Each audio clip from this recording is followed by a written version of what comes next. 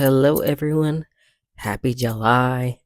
Even though it's not Pride Month or Black Music Month, we celebrate all year round, especially now with this new administration, with the craziness. But before we get into the documentaries I want to talk about today, as always, What If I Ruled the World? Poems inspired by music, written by your boy, me. Please check it out. Always linked in my link tree and linked in my uh, bio. Linked in my link tree. No, linked in the description. There we go. My brain is not working today, y'all.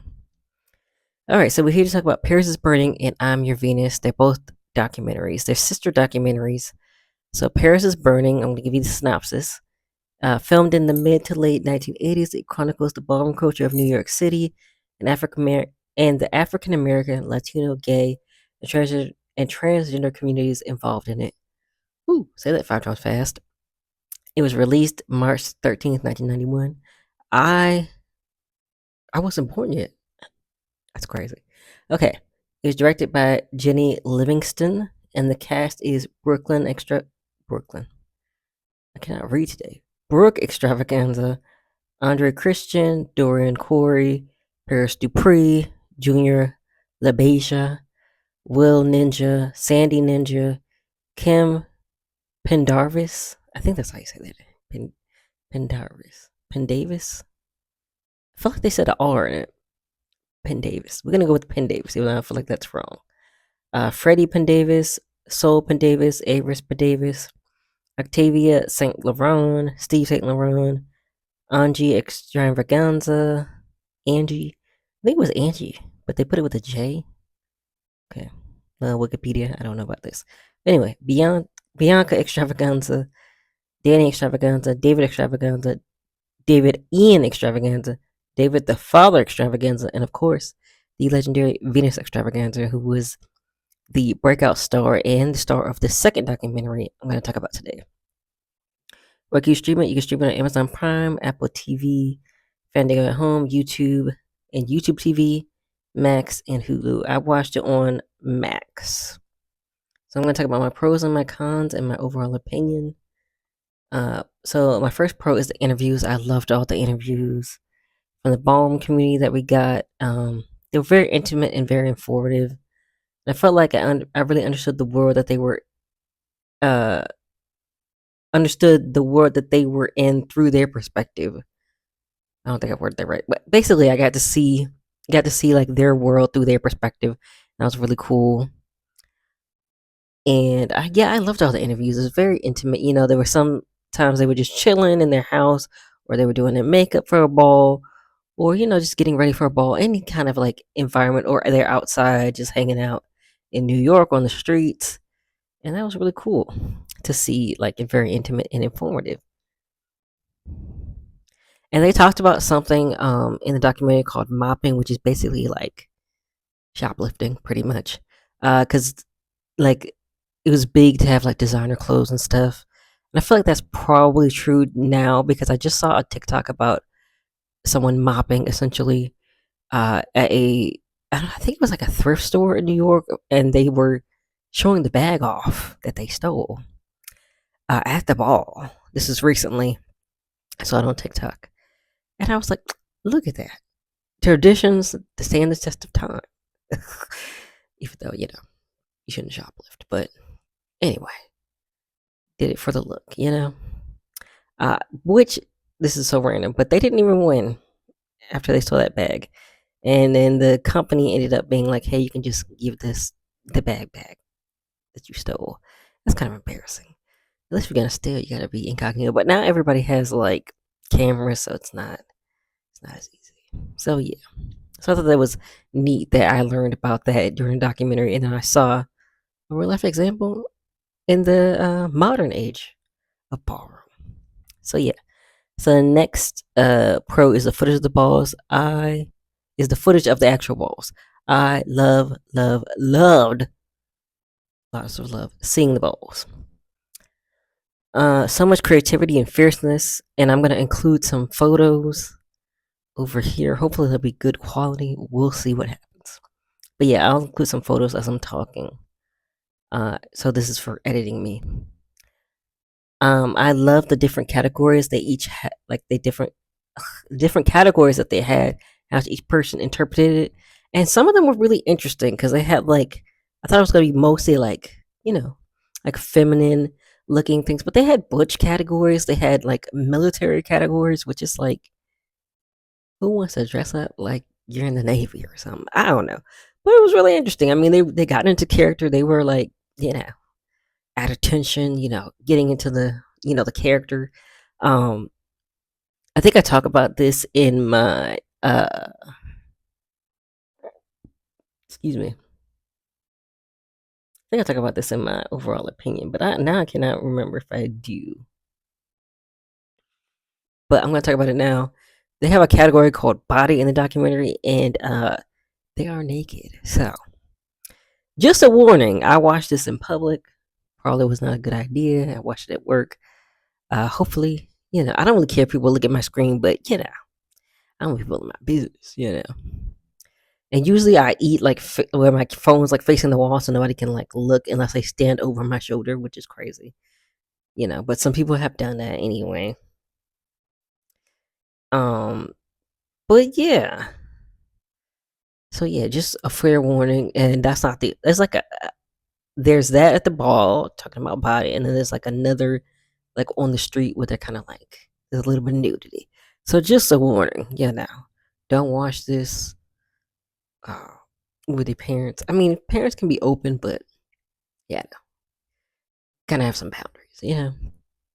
But yeah, but it was cool seeing how everybody interprets it, and especially like I said, those categories that I thought about, and they had like schoolgirl category where you look like like a real schoolgirl, like all kind of interesting things. Oh, I did, I did mention this in my notes about the nudity. I thought I put it in the other section, but yeah, so watch out for that. Everyone was so passionate and impressive. It was really good. And then Corey Dorian, she was talking about how what's gonna call her she. She was talking about how like back when because she was an older drag queen, yeah, and how like back in her day, the big feathers and like these big outfits were like the thing, but now it's kind of like more about designer and like kind of toned down. I mean, I guess not toned down, but not as I guess like bedazzled, I will say, and like all the feathers and the sparkly stuff. So yeah, I thought that was interesting to see like from the old perspective to like what the new categories are. And then Venus is the last pro. She was absolutely the breakout star. Oh, I put star from the movie. That's what I need to put. She was so charismatic and memorable. She had a feisty attitude, but still had her soft moments when she was talking about what she wanted for the future. She wanted to be a wife. She wanted to adopt children. Like, she just wanted the whole, white picket fence. Like, what a lot of people want, the American dream. She was such a bright light, and it's terrible that she was killed before.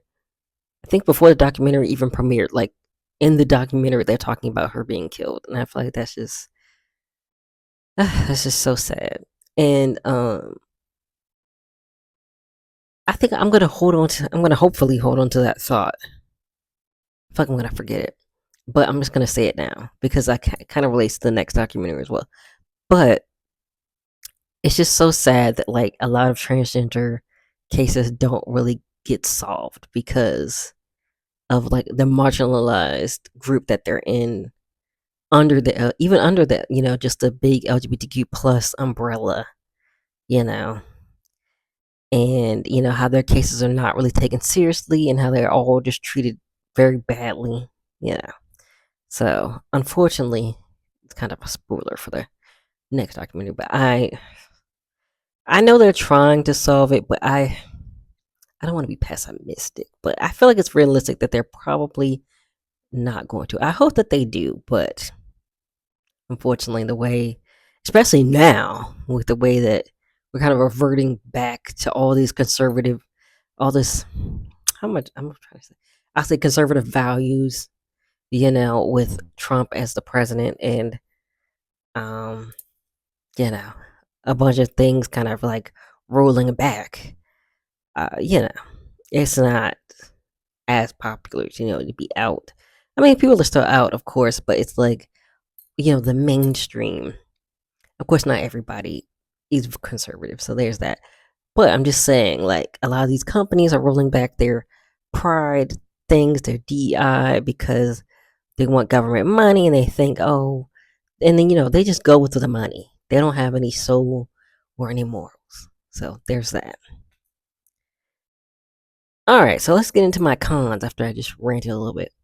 I do wish there was more interviews and more footage of the houses, like with all the children, like all the children of the house. Like they had a mother and a father that was like the leader of the houses, and then the children were like all the other people.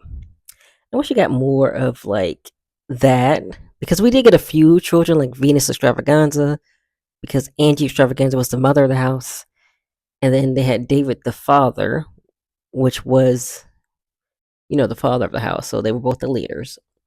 So I wish we had more of that. I wish we could have seen like around the houses, but I can also understand why they didn't want to have anybody up in a business. So, but I would like to see more of the houses and talk to more of the children. Yeah, I would have loved to learn more about that. That would have been cool. And then my last con, which I did talk about in my short video, was basically like I wish the documentary was longer. I would like to see more and hear more. It's very short, which is like made it quick to watch, but I wanted more. It's only an hour and 18 minutes. But honestly, make it 3 hours. I would have broke it. I'm, you know, maybe I would just sit through and watch it. I guess it would depend. My attention span, even though I grew up in the 90s, is a little on the fritz sometimes. But you know, trying to keep the tit span strong. You know. But yeah, those are my only cons. And here's my overall opinion. I love this documentary so much. It was so groundbreaking for its time, and I love the representation it gave to the LGBTQ plus community. I loved all the interviews and the footage from the balls, and I think seeing the street interviews and house interviews made this documentary very intimate. And I loved all the info they gave about the past balls and what was expected of the current balls. And Venus was the star, which was a star and standout. Loved her. She was definitely a force to be reckoned with, and I wish she was still alive to see how far we've come. And I'll give this documentary a 10 out of 10. Highly recommend.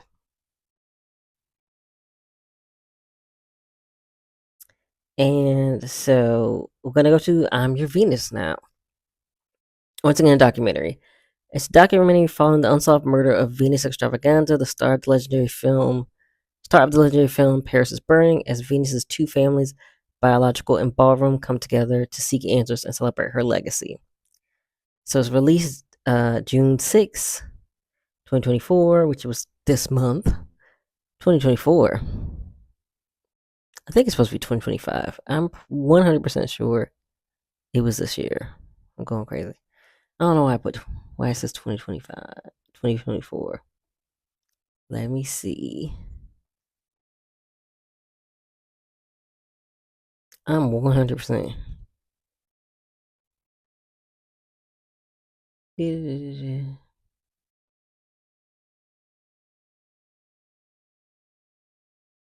I'm pretty sure it's supposed to say 2024. Yo, I mean 2025. Because I swear this just came out. Your boy is not making her notes right. Okay, well, it's saying 2024, so maybe it premiered. No, now it doesn't want to load. My internet's deciding it wants to do whatever it wants. So anyway, it might be 2024 because that's when it released at Tribeca. Because I see like 2024 Tribeca film review. So we're gonna go with that. But I think it released on Netflix this month. Here we go. It's directed by Kimberly Reed, and the cast is Venus Extravaganza through archive footage from Paris is Burning, Alicia, but she's technically Giselle Extravaganza. She's like the leader of the Extravaganza house now. Gia Marie Love, Daniela Carter, Maximo Extravaganza, And then her brothers, John Pelagatti Jr., Joseph Pelagatti, and Louis Pelagatti, and then Mike Robertson. Which some of these people I think were activists that were helping, like, getting things done to honor her legacy. So John was the oldest, and then Joseph, was the middle, and then Louis was the youngest. And Joe was definitely the most outspoken. And you can watch it on only Netflix exclusive. So here are my pros. I love that we get more insight on her life, and you get more insight on her life of like what she lived like outside of her family and even with her family. Like I had no idea that she was living in her grandmother's house when they were filming Pierce is Burning. I thought she was at the extravaganza house, but in the um footage, the deleted footage, you could see that like she's talking about living with her grandmother. And even I think it was Joe talks about a story about how he saw her as a woman for the first time, and then he went to his grandmother and she was like, oh yeah, that's been happening, and her grandmother accepted her and let her live there. And it's really interesting in the documentary. They lived like two of the houses, like the mom and then maybe the aunt were next to each other, and then like across the street was the grandma. So they were all like very close knit, and like everybody was like in the same area in New Jersey. And that was and then they had like her old one of her old friends. I wish I can remember her name. I can't remember her, but she had like this really cute picture that if I can find it, I'll put it right here of Venus, and it was a really nice picture. It's of course the quality is probably going to be not good when I put this picture, but um yeah, it's a really cute picture of her and just like, her being herself and like talking about how I don't like spoiling the whole movie. I'm trying not to spoil too much, y'all. But basically she would like allow Venus to like just come in through the fire escape or come in, however she wanted. It's like Venus didn't have a key, but she wasn't like strict about it because, she was like, oh, you can come here, you can relax, you can be yourself. And Venus was really comfortable there. But Joe, of course, he was like, oh my gosh. But she was like, well, Venus didn't have restrictions like she had at home with me. So she was more comfortable. So I thought that was really interesting. And her family, I will say her brothers they were riding for her. I guess this is going to be two of the pros together because it's also kind of her family is honoring her legacy. So the next one was honoring her legacy. So we'll put them together. But basically, the brothers are trying to get her justice and trying to do other things to honor her legacy, which I won't spoil all of them, but the main one, so spoiler alert, is giving her actual name. Like she went by Venus Extravaganza, but on her gravestone, it has her dead name. So they wanted to give her that. So they have her name as Venus Pelagatti Extravaganza on her grave now, which is great. I think they got it legally changed like anywhere. I think you should watch the documentary so you can definitely know better than I do. And I thought that was a really great way to honor her legacy. And they did some other things, but I don't want to spoil too much. But one of them was like a major thing. It was really great. Of course, her having her name is also a major thing. I'm trying to think if they did like I want to say okay, giving her justice, her name, and then one other big thing that I won't spoil. But it's like a big deal, and they have like a big celebration about it, so it's really great. All right, so let's get into my cons, which number one is also her family. I feel like the brothers kind of get defensive about how they treated her when she was alive and how they didn't really do like the best job of accepting her. And instead of being self reflective, I will say Joe, I do think he is a bit self reflective because he does say to her friend that like knew her and let her like, live with her sometimes and come through the fire escape. He told her he would say, I'm sorry to Venus if she was alive now. And I feel like that's really sad because it's like, he had all these things that he didn't accept about her. Like he would let her watch his son, but he would tell her, you can't dress like a girl when you take my son out for like, a little walk or whatever. And, she respected it. And she just put on sweatpants and, kind of dressed ambiguously. Um, and I forget who it was they had, I think his name was Pedro Extravaganza. Once again, you can watch the documentary and make sure I'm right. Um, but he knew Venus like really personally, as like living in. Well, she wasn't living in the house, but you know what I mean. Being inside the house of extravaganza, I'm sure she probably would stay there or whatever. But um, he was saying basically she was not saying positive things about her family, and I think, like I said, Joe was the most outspoken. I think that was Joe that was kind of like, "Oh, well, we loved our sister. We did this and did that. We loved, like, we loved her. We." But he also acknowledges that he didn't really accept her for her. So it's kind of like they're not as self-reflective as I would want them to be. You know what I mean? And trying not to spoil too much, but there's a part where they're talking about the murder, right? About Venus's murder, and I want to say it's Joe again. He's like, "Oh, why did she live her life like this?" But then, what's her name? Giselle has to be like, "Well, that was your sister. You loved her." Basically, Joe was sounding a little victim blamey, and then Giselle had to be like, "Stop right there." And I was like, "Sir, you trying to make up for it or what?" So yeah, that kind of bugged me too. And then another con is also a pro. I wish we got even more insight to her life because I feel like we didn't really get as much as we could have. You know what I mean?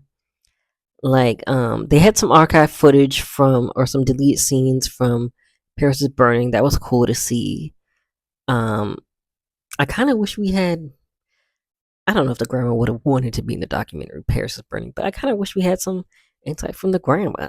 Because she seemed like she was the closest to her, and she had left her house to to go live with the grandma.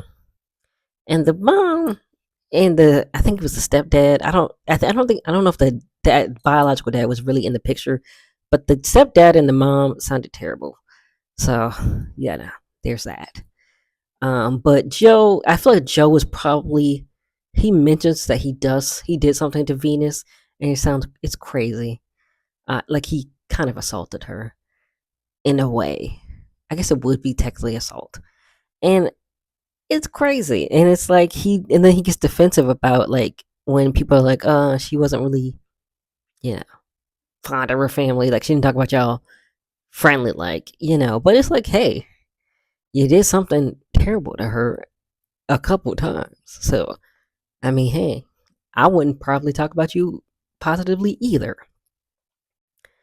All right, so I'm gonna give my overall opinion. So I love that we get more insight into Venus's life and seeing her where she was accepted and loved. I do appreciate her brothers now trying to make amends for how they treated her when she was alive. And I do love the ways that they wanted to honor her and get justice for her, even though I don't think they were as self-reflective as I would like. I can see that they are now trying to do better. Like I see that they're getting there. They're like, they're accepting her more. They're calling her she. They changed her grave. They changed her name. So I could see that they're trying, you know. But I also had a theory that when they saw Paris is burning, like after her murder, since they didn't accept her when she was alive, I feel like once they saw the reception of how she was treated in the documentary and how people, the response to the documentary and her being a standout star, maybe they were able to like accept her more because other people loved her. So I thought that was like kind of a theory I had. It was great to hear from people who knew her when she was alive and the new members of the ballroom house, like Giselle, representing for her now. And like I said, my last overall opinion is it's such a terrible shame she's not here to see how far things have come. And I give this documentary an 8 out of 10. I think it had a lot of good moments, even if the brothers annoyed me some. LOL. I think everyone involved has Venus's best interest at heart overall. So I was supposed to write something for this, and I forgot. I'm gonna rant just a little bit. I don't know what this rant's gonna be called. It might just be called rant. But I just feel so sad that all of these groundbreaking things that were happening for trans and LGBTQ plus people are now being rolled back because now we're in this conservative era, and I feel like Oh, they said something really great in the documentary. I think it was Mike Robertson who said it, and he said, if all of us aren't, what how's the phrase go? If one of us is not free, all of us can't be free. And I feel like that is a great point because it's like people think, oh, if it's not happening to me, then I'm fine. But that should not be the case. Everybody should be empathetic towards each other and should give love to each other and not just let your differences tear you apart. And I feel like that's what's happening right now is like, even, which is strange to me, the gay MAGA people are like, oh, well, I'm not like those other crazy gay people. And it's like, hey, they still see you as gay. And the conservative don't think that gay people are right or are morally right, I guess. They don't accept gay people. That's what I'm trying to say. But so putting on your little red hat and shucking and jiving is not going to make them on your side. And I just feel really sad, because I remember, and in the Paris is Burning, I think I forgot what the name of the person was. I don't know if they said their name, but one guy said that his dad said, you have a bunch of strikes against you. I think he either said two or three. He said, you're black, that's a strike, which, yes, you're gay, And I can't remember if he said you're being a man was also a strike, but yeah, the intersectionality of, you a person of color already, you're black or you're a person of color. I honestly don't put black people in person of color, but that's just my thing. So you're black or a person of color, and then also you add on to you're gay, lesbian, trans, plus questioning, whatever, non-binary. So then you got a lot of strikes against you, and I feel like we need to be coming together instead of being torn apart. And I honestly feel like we need more class solidarity versus race solidarity, but I also feel like that's not going to happen ever. I feel like the world has to be like wiped clean, and then the new humans that come, hopefully they'll figure it out better. Because I don't think we're gonna figure it out now, unfortunately. But yeah, those are my thoughts on the current administration of this wave of conservatism,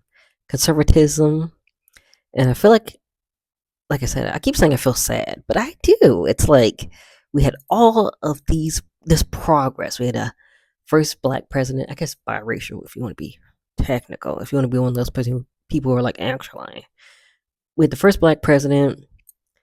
We had all these, progressive things happening, gay marriage, more inclusivity. And now it's like, oh, we want our money. So we're going to stop being inclusive. We're going to stop, the safe practices because this is what this current administration, is, my brain is not working, This is what this current administration is pushing. That's what I'm trying to say. But we need to do what's right. But of course, everybody disagrees on what's right. So yeah, have you seen Paris is Burning or I'm Your Venus? Will you watch both? Will you watch one? I think you should watch both. It makes sense. They're sister documentaries. Um, Let me know what your thoughts are and what you think about this current administration. And I will see you all next week.